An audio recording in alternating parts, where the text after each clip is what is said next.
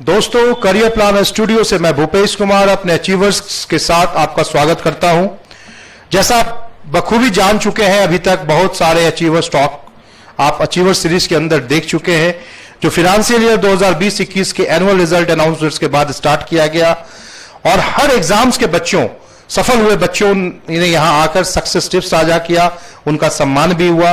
क्योंकि Covid protocol लगा हुआ है, इस कारण अभी हम लोग एसके मोइलर हॉल में सम्मान नहीं कर पा रहे हैं, लेकिन जैसे ही अप्रूवल मिलेगा फिर से एक मेगा सम्मान एनुअल जो होता है हम लोग का वार्षिक सम्मान सह विदाई समारोह, उसका भी आयोजन किया जाएगा। इसी क्रम में आज हमारे पास सीजीएल 2018 जिसमें 53 बच्चों का सिलेक्शन यहां से रजिस्टर्ड रिकॉर्ड किया गया है, उसी में सफल हुए 2 विद्यार्थी मेरे पास हैं। भास्कर कुमार झा है हमारे पास, जिनका सिलेक्शन हुआ है जेएसओ यानी जूनियर स्टैटिस्टिकल ऑफिसर के लिए, और प्रशांत कुमार है जिनका सिलेक्शन हुआ है ऑडिटर इन सीएजी। राइट, बहुत बहुत बधाई हो आप लोगों को। कैसा लग रहा है? सर बहुत अच्छा लग रहा है। अच्छा लग रहा है? Yes sir. यहाँ आकर कैसा लग रहा है? बहुत अच्छा लग रहा है सर। सरकार का नौकरी मिला, कैसा लगा? बहुत ही अच्छा लग रहा है सर, और आप लोगों को सबको थैंक्स करना चाहता हूँ, फैमिली को भी और फ्रेंड्स और सारे टीचर्स को। केंद्र सरकार का जॉब मिला है। Yes sir. परिवार में कैसी खुशी है? सर खुशी का तो कोई ठिकाना नहीं है, वो भी जो अपनी फैमिली में पहले ऐसे बच्चे हो जिनको गवर्नमेंट जॉब लगी हो। वाह, दैट्स ग्रेट। तो सर उसके लिए तो अब एज कितना है तुम्हारा? 25।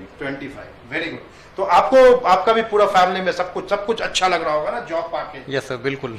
बिल्कुल सर। That's great. चलिए एक प्रश्न से स्टार्ट करते हैं, जो कुछ बच्चों से मैंने पहले ही पूछा है कि सीपीएसई परिवार का जो करिकुलम है, जो आप लोग को यहाँ पे ट्रेनिंग एंड डेवलपमेंट दिया गया, पढ़ाया गया, जो शिक्षा बात की गई, शिक्षा से संस्कार की बात की गई, वो जो मेथोडोलॉजी है, जो पेडागॉजी है यहाँ पे, वो कैसे लगता है कि आम कोचिंग से, आम टीचर से, आम मार्केट से कैसे आपको अलग दिखाई देता है, ये बताइए। सर और सब जगह जो टेस्ट सीरीज या कुछ भी चलता है वो सिर्फ टेस्ट सीरीज रह जाता है, आप जाते हो टेस्ट देते हो आ जाते हो। यहाँ का जो करिकुलम है, वहाँ का सेशन वाइज परफॉर्मेंस चलता है, पीडीपी डीआईपी, बेसिकली पीडीपी जो है आपको आगे के लिए प्रिपेयर करता है। जिस भी मिनिस्ट्री में आपका होगा अपॉइंटमेंट, वहाँ का आपका जो परफॉर्मेंस होगा, कैसे आपको प्रेजेंट करना है, एक ऑफिसर का कैसा बिहेवियर होना चाहिए, सब के लिए आपको प्रिपेयर किया जाता है। That's all. बहुत सारे बच्चे हमारे पास आते हैं, बोलते हैं कि साहब आप तो पीडीपी क्यों कराते हैं, एसएससी में पीडीपी तो पूछता ही नहीं है, न इंटरव्यू होता है, न जीडी होता है, तो काहे के लिए इसमें इतना मेहनत कर रहे हैं? आपको क्या सर सबसे बड़ी बात है कि यही चीज़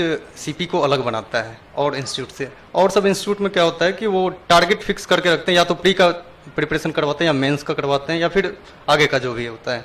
बट यहाँ पे है क्या कि जो अलायंस क्लब हमारा है वो हर चीज़ को साथ लेके चलता है, जिसमें पीडीपी में हर एक टॉपिक वाइज फोकस किया जाता है, साथ में मेंस पेपर भी सेम डे में होता है। हम ओवरऑल भी खुद को जज करते हैं और टॉपिक वाइज भी जज करते हैं, और टॉपिक वाइज जज करने पे हमें काफ़ी टाइम मिलता है उसको एनालाइज करने का।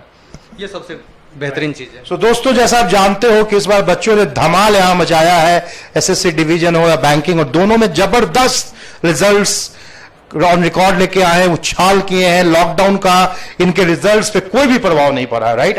Yes sir. अच्छा लग रहा है? Yes sir. लॉकडाउन था पूरा साल, फिर भी रिजल्ट अच्छा यस सर। आया, राइट? Yes sir. चलिए अब विशेष बातचीत जारी रहेगी, उसके पहले एक सम्मान पहले इनका किया जाए। ये मेडल बहुत गर्व की बात होती है, भास्कर हर लोग को नहीं मिलता, राइट? जो सफल होते हैं उन्हीं को मिलता है। अच्छा लग रहा है आज? चलो बधाई हो आपको, राइट? इसकी मर्यादा आगे भी always keep CPSE flag high in your right? जहां भी रहे अच्छा काम करें।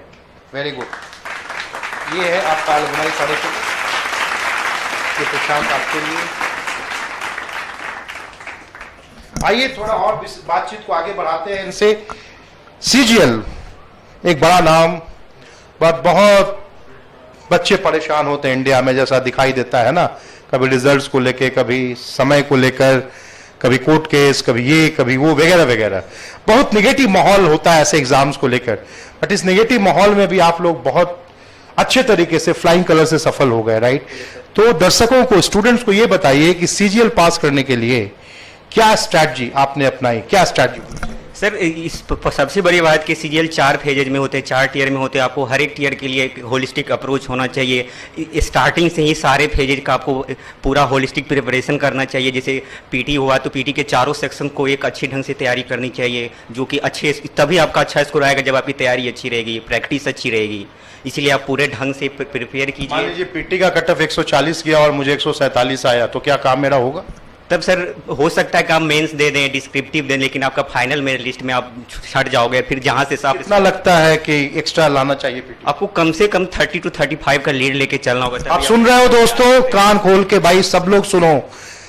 कई अचीवर्स ने एक ही चीज कॉमन फैक्टर बता रहे हैं, पीटी में 35 से 40 एक्स्ट्रा। अदरवाइज आप जहां से स्टार्ट किए थे फिर से आप वहीं आ जाओगे, फिर से आपको शुरू से तैयारी करनी पड़ेगी, जो कि बहुत टफ होता है एक स्टूडेंट के लिए। उसके बाद मान लीजिए मैं 40 नंबर एक्स्ट्रा ले आया, उसके बाद क्या? उसके बाद अब 40 नंबर एक्स्ट्रा आएगा तो आप में एक दूनी जोश आ जाए कि मेरा इतना स्कोर है, तो आप एक दूनी जोश से मेंस की भी तैयारी करेंगे, जो कि आप स्टार्टिंग से ही कर रहे हैं। तो ऑब्वियसली है कि आपका मेंस में भी अच्छा स्कोर आएगा और आपका जो ड्रीम पोस्ट है सीजीएल में वो आप अचीव कर पाओगे। और व्हाट अबाउट डिस्क्रिप्टिव? बहुत बच्चे डिस्क्रिप्टिव को सोचते हैं कि बाद में, बहुत कोचिंग वाले तो डिस्क्रिप्टिव का बैच भी चलाते हैं। लगता है कि डिस्क्रिप्टिव का बैच भी चलना चाहिए? नहीं सर, डिस्क्रिप्टिव का बैच नहीं होना चाहिए, बट डिस्क्रिप्टिव का रोल वाइटल होता है एसएससी के रिजल्ट के लिए, इसीलिए तो आप लोग क्या डिस्क्रिप्टिव मेंस के बाद स्टार्ट किए थे? नहीं सर, हम लोग पीटी के साथ ही एक एसे और लेटर का डेली सीपीएससी में जो क्लब चलता है उसमें डेली हो रहा था, जो कि बहुत फ्रूटफुल हुआ हम लोगों के। और सीपीटी के बारे में क्या कहना है? सर सीपीटी को भी अच्छे प्रिपेयर करना चाहिए, उसको भी स्टार्टिंग से लेकर चलना चाहिए, उसको इग्नोर नहीं करना चाहिए, नहीं तो ये होता है कि आपका अच्छे स्कोर होते हुए भी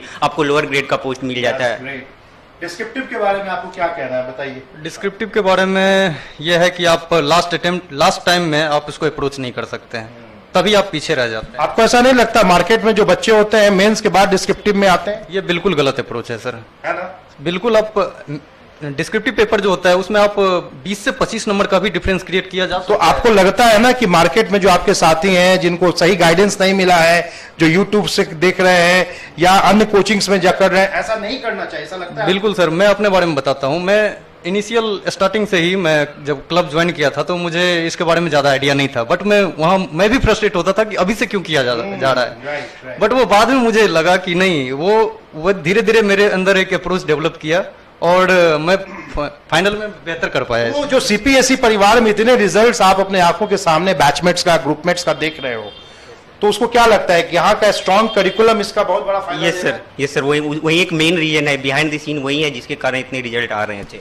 अच्छा, यदि हम इसको वर्सेस टेस्ट सीरीज से जोड़ के, जो मैंने पहले में भी पूछा था, टेस्ट सीरीज वर्सेस आपको जो यहाँ पे इतना अलग अलग एक्टिविटी, मतलब कहते हैं ना नौकरी से पहले के लिए भी और नौकरी के बाद के लिए भी तैयार कर दिया गया कि आप मिनिस्ट्री में जाए, जैसे आप लोग बोले तो आप अच्छा करें। तो टेस्ट सीरीज या normal YouTubers coaching versus CPSE का इंटायर सिस्टम में क्या फर्क आपको दिखता है? सर टेस्ट सीरीज में होता है कि आपका जो सेक्शन, जो क्वेश्चन आपने अटेम्प्ट किया उसका उसी का आपको आंसर मिलेगा, वहीं उसी का कुछ एनालिसिस मिलेगा। लेकिन यहाँ जो है हर एक टॉपिक वाइज आपको पीडीपी मिलेगा, सब कुछ करवाया जाता है, जिससे आपका एकदम बेस स्ट्रांग हो जाता है और आप अच्छे स्कोर के लिए प्रिपेयर हो जाते हैं। क्या लगता है? बिल्कुल सर, टेस्ट सीरीज पे हम सिर्फ फोकस करके हम बहुत ज्यादा कुछ अचीव नहीं कर सकते। बट नॉर्मल बच्चे तो इंडिया में टेस्ट कोचिंग करते हैं, टेस्ट सीरीज करते हैं या सेल्फ स्टडी करते हैं, टेस्ट सीरीज करते हैं। यही कारण है कि मार्केट में मैक्सिमम लोग जो है कि वो कट ऑफ के नजदीक पहुंच के रह जाते हैं, उसको पार नहीं कर पाते हैं सर। हमें बिल्कुल टॉपिक वाइज फोकस करना ज्यादा इंपॉर्टेंट है और मॉक पे भी फोकस करना ज्यादा इंपॉर्टेंट है। उसमें हमको जज करना होता है कि किस पार्ट में हम लैग कर रहे हैं, वो हमको खुद ही ढूंढना होता है कि हम कहाँ लैग कर रहे हैं। तो सीजीएल 2019 में भी आपका अच्छा स्कोर आ रहा है? Yes sir.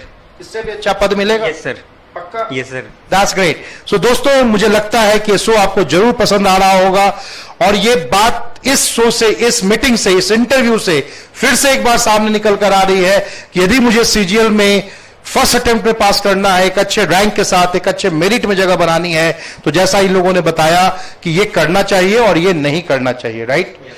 एक आखिरी सवाल आपसे पूछना चाहेंगे। बहुत लोग आजकल कह रहे हैं सीपी है तो संभव है, मुझे नहीं मालूम, बट ये बच्चे का बनाया हुआ टैगलाइन है। क्या आप लोग एज ए स्टूडेंट आप लोगों को क्या लगता है, कैसा ये सर संभव है, तभी हम लोग यहाँ खड़े हैं, नहीं तो हम लोग भी नहीं रहते आपको सर। भी ऐसा ही लगता है? एक्चुअली हम सब ने मिलके संभव बना दिया है, तो ये एक टैगलाइन आज के डेट में। यानी बच्चों का बनाया हुआ टैगलाइन बच्चों ने अपने ऊपर उतारा है, सबने मिलके संभव किया है सर। तो अच्छा लग रहा है आपको? Yes, बिल्कुल। यानी मार्केट में बच्चों के लिए जो भी सीजीएल की तैयारी कर रहे हैं, उनको लगता है कि सीपीएसई परिवार से यदि उनका सिलेक्शन यहाँ हो गया, यहाँ से जुड़ गए, तो उनको सफलता मिलेगी। एक और चीज मैं कहना चाहूंगा कि बहुत सारे लोग जॉब लेने के बाद एक नेटवर्क बना पाते हैं और यहाँ पे आपको एक बेहतर नेटवर्क पहले से मिलता है, जो कि आगे भी आपको अपने कोई फायदा देगा। बहुत फायदा मिलता है इन चीज़ों का। तो आप लोग के साथ ऐसा अच्छा नेटवर्क बना हुआ है? Yes sir, yes sir. अच्छा लगता है? यस सर, बहुत अच्छा अच्छा लगता है। कोई आपके रिजल्ट्स के लिए 10 आदमी आपके लिए सोच रहा है, ऐसा लगता यस है? Sir, yes sir. हाँ? बिल्कुल सर। That's great। चलो थैंक यू यहाँ आने के लिए, बात करने के लिए, लोगों को मोटिवेट करने के लिए। फिर से मुलाकात होगी। Thank you sir. Thank you sir.